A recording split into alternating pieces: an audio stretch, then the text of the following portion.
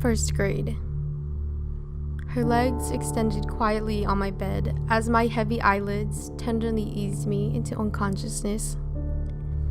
My hair strands were soothingly tugged as she continuously traced her fingers along my scalp. Her voice was now the sound of subtle rain hitting a glass window as she faintly sang into the stillness of a night's darkness, and the deciduous love she had to offer intertwined with every molecule in my 6-year-old body. Second grade. Miss Van Dornick, the teacher that loved her students like her own.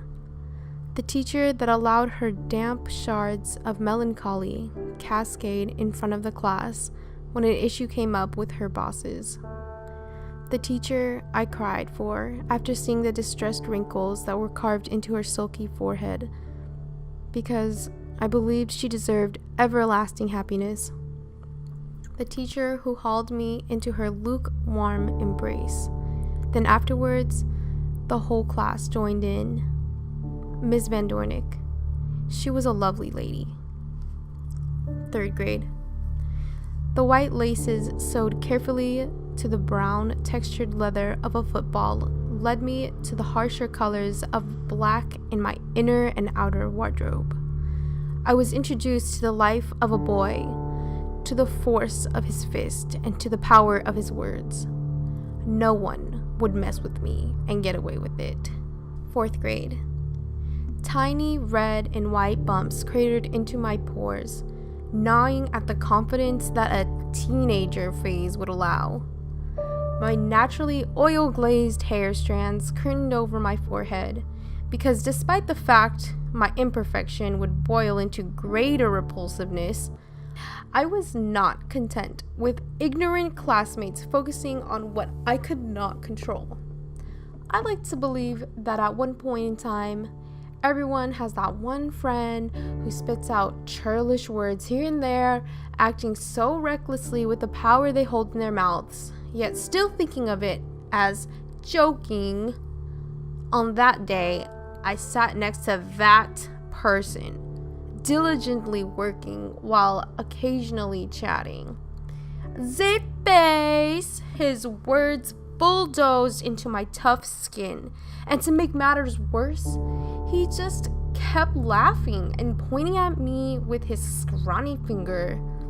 I couldn't even look at people without feeling like my forehead was glaring into their eye sockets, nor did I really want to anymore. Fifth grade. Brittle shoulder-length hair. Tall and a little bit chunky. Big lips accompanied with a big attitude. Dark eyes that mean-mugged most people who weren't in her crew. These are all phrases that could be used to describe her. The girl most people couldn't stand, including myself. Her, the girl that always bullied me with rolling eyes and despicable words. Her, the classmate who had such a choleric temper that her unnecessary tantrums started to become far too menacing. Her, the girl that one day tried to steal from me. So for once, the sheepish fool in me gathered enough courage to stand up for myself. She is the girl that called me inferior, put me in a headlock, and started to pull my hair. I was never one to pick a fight, but I occupied a strong enmity towards her. Sixth grade. How could a year be so blissful, yet so dismal at the same time? I had found laughter, a safeguard, and a support system in the form of a best friend. I was given daily smiles, answered questions, and newfound knowledge from the best teachers.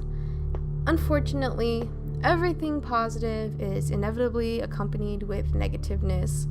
Therefore, life at home spun my wheel in the opposite direction, veiled hatred finally detonated into evening fights, and it seemed like our parents were playing monkey in the middle with my sister and I's emotional stability. Some nights grew starless, and my tired body only gave me enough energy to fall on my knees just to cry into the cold and lonely atmosphere. And for the first time in my life, red ribbons wrapped around the cold metal of deep suffering, and I told myself that no one could know about it. 7th grade. They fought so much that I don't even remember why they even got into arguments, because most of the time it was over something stupid and ended up escalating into repetitive outbursts. It was Christmas Eve, and while excitement made it difficult for all the young boys and girls to steady themselves into the night slumber, I abided in my room as my parents' yelling resounded throughout the hallways. I just lost it. The rustling outside, the presents waiting under the tree, all of it. It all dissipated to the far edges of the earth, and nothing else mattered anymore. That was the day she left for good. 8th grade. My best friend's eyes always told the truth, while her voice replied with lies when I asked if she was okay. The sudden isolation hit me, the way car crashes kill people, or the way lightning finds its next victim, suddenly and painfully, and without warning. I was utterly baffled because I never caused her drama, never judged her when she poured out her heart to me, and I treated her the way she deserved to be treated. I didn't know what I did to make her suddenly cut me off, but I could feel her boxing me up and storing me on a dusty shelf to be forgotten about. I no longer saw the light at the end of the tunnel, and I no longer felt the warm sun skin across my skin in the gentlest way. I was so alone. 9th grade. Fresh starts are always associated with the satisfying feeling of finally breaking away from a long-standing anguish. But I had to be honest with myself and realize that this year had possibilities of being completely harmonious or distressful. I'm thankful that my irrational thoughts have not won this time, and that I was saved from my own expectations. I was saved by her eyes that smiled the way they did in 6th grade, and by the blissfulness in her movement, and by the effort I deserved. During the winter time, I fell with the snowflakes. I dove deep into late-night phone calls, timid hugs, and sugar-dipped words, which eventually lured me into a preeminent feeling. And quite frankly, I didn't care how naive I sounded, because I appreciated that simplistic joy of being loved and loving in return. As for life at home, tension finally simmered down because my parents weren't together to cause it. I may have had occasional speed bumps here and there, but I was content with my life. And for once, I was able to realize that life can be good. 10th grade. Life was not good at all. Room 726. I found him, and you'd think that my first instinct was to run in and hug him, but instead, my body was numbed, and I couldn't walk past the doorway. I didn't want to speak a word, because I knew if I did, I would start crying, but I ended up having an emotional breakdown within a few seconds anyways. Tubes upon tubes were inserted into his arms and up his hospital robe. He looked at me and didn't really know who his daughter was. He didn't know who anyone was, not even himself. One could say I've hit the lowest point in my life. I couldn't get any work done, but I tried to smile for other people anyways. My body was weak and my head was aching with immense tiredness from losing so much sleep day after day. I was shot with the blunt bullets of bad news all at once, and then slowly. Every day for the first week, I had an emotional breakdown at some point in the day, but at the same time, I lost all energy to let people be there for me because there was so much to be said.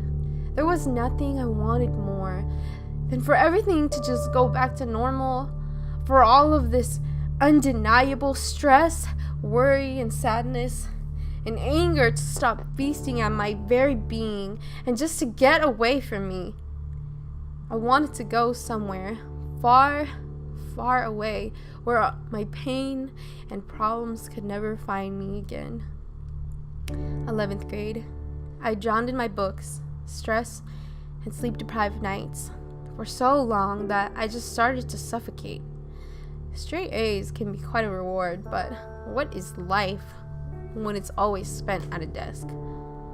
I was in such a repetitive cycle that I was involuntarily linked with, and my wanderlust harvested a need in me to break free. I always thought to myself, there's so much of the world to explore. Why must I always be stuck here? Sounds like you struggle with balancing school and fun. As a hardworking person, that's a very common thing, my counselor told me. Yes, I honestly don't know how, because I feel like if I don't keep working, I'm never gonna get anything done. But I hate it because I never have time for anything else, I explained. That is something I can help you with.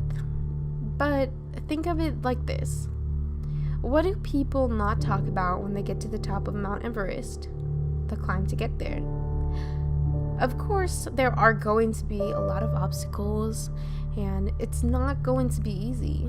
But once you get up there, the view is beautiful. One of the best pieces of advice.